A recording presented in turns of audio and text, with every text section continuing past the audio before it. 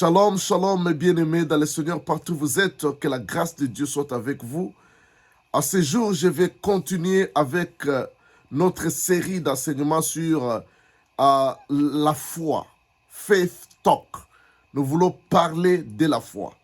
Bien-aimés, aujourd'hui, je vais parler sur un thème intitulé « Une très grande foi ».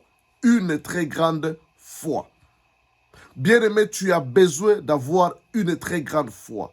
Et tu peux me demander s'il y a une grande foi, est-ce qu'il y a d'autres sortes de foi?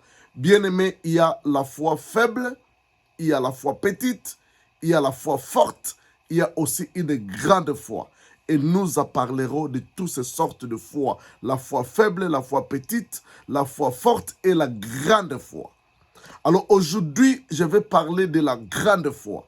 Et on ne peut pas parler de la grande foi sans se référer au père de la foi qu'on appelle Abraham. Nous sommes dans Romains chapitre 4, verset 17. Nous commençons au verset 17.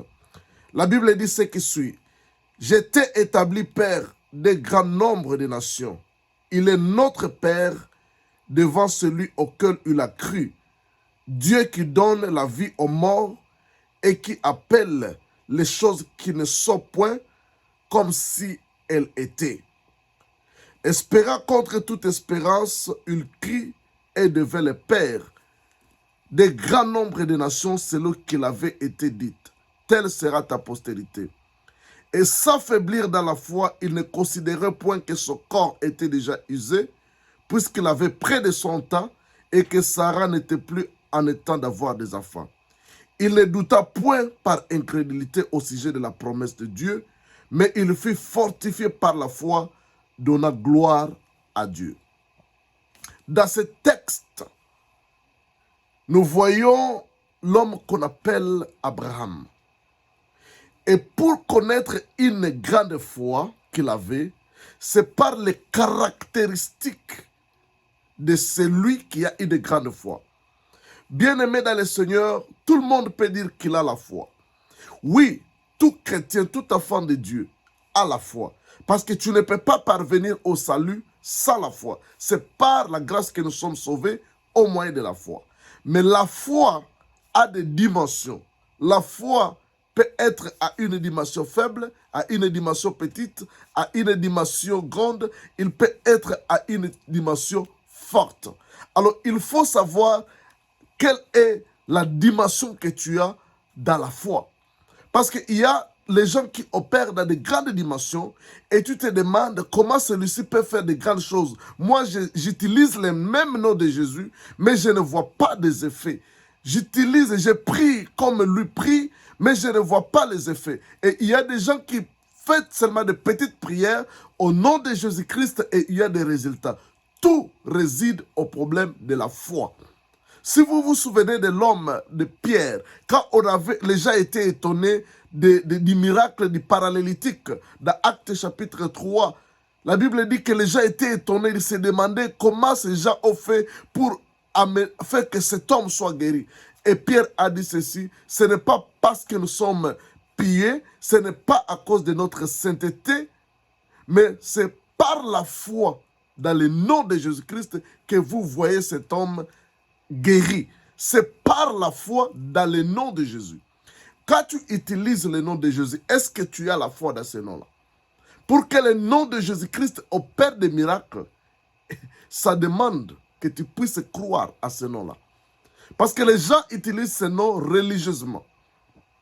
Jésus, Jésus, Jésus, au nom de Jésus, Jésus. Mais ils ne savent pas, ils n'ont pas la confiance, la foi dans ce nom-là. Pour que le nom de Jésus fonctionne, ça a besoin de la foi. Tout, c'est par la foi.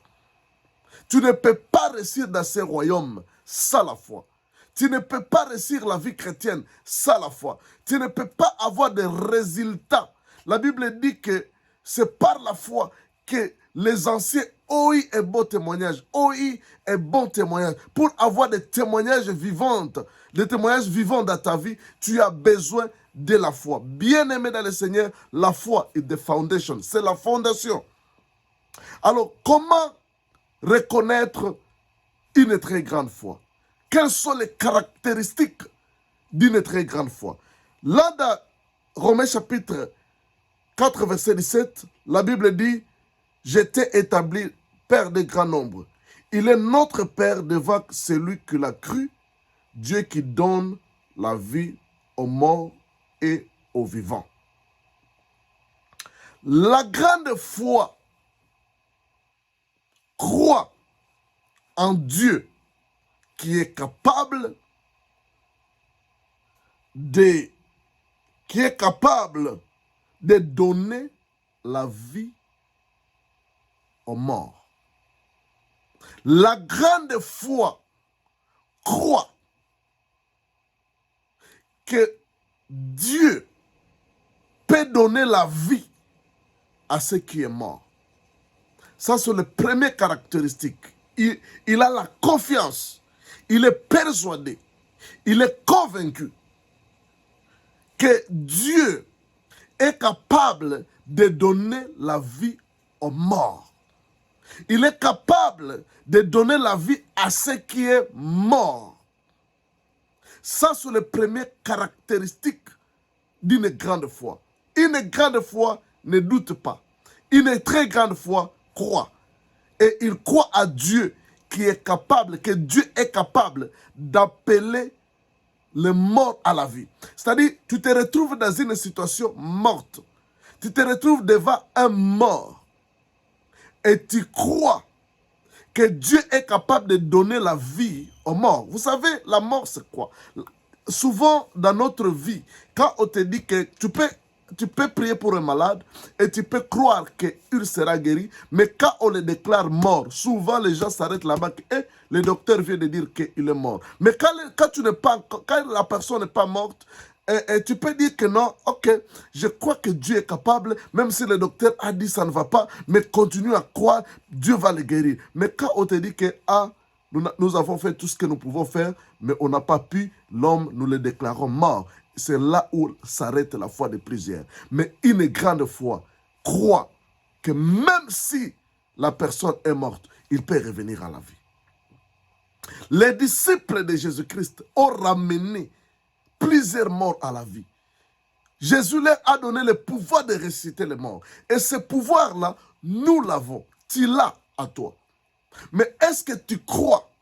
Est-ce que tu as la foi que tu peux faire ça? Si on t'amène un mort, est-ce que tu crois que tu peux ramener la personne à la vie? Est-ce que si on t'amène devant une situation morte, une situation où il n'y a plus d'espoir, est-ce que tu crois encore à la résurrection des morts? Tu crois que Dieu peut ressusciter les morts? Bien-aimé, Dieu est capable de ramener les morts à la vie au travers de toi. À travers de toi, Dieu peut le faire. Mais le problème, c'est à toi de travailler ta foi. Je connais l'homme de Dieu qu'on appelle Andrew Wommack. Il avait ramené son fils à la vie. Je connais les hommes comme Ida Ossa. Ils avaient ramené plusieurs à la vie. Je connais les hommes comme Adi Nabala. Ils ont ramené plusieurs gens à la vie dans notre génération. Ce n'est pas au temps de la Bible. C'est dans notre génération. Ils ont ramené les gens à la vie. Je connais les gens comme T.L. Osborne. Il a ramené plus de 30 personnes à la vie. Je connais l'homme qu'on appelle Renard Bong. Il a ramené les gens à la vie. Dieu, le Dieu qui est capable de ramener les morts à la vie, il est encore vivant et nous avons ce Dieu-là. Ce Dieu-là habite là dans ton cœur. Mais tu dois développer une grande foi. La foi faible doute que Dieu peut ramener les morts à la vie. Mais la foi forte croit que réellement Dieu est capable de ramener les morts à la vie. Et la Bible dit, concernant la foi forte, une très grande foi, la Bible dit, la foi forte, Abraham a cru à Dieu qui appelle les choses qui ne sont pas comme si elles étaient.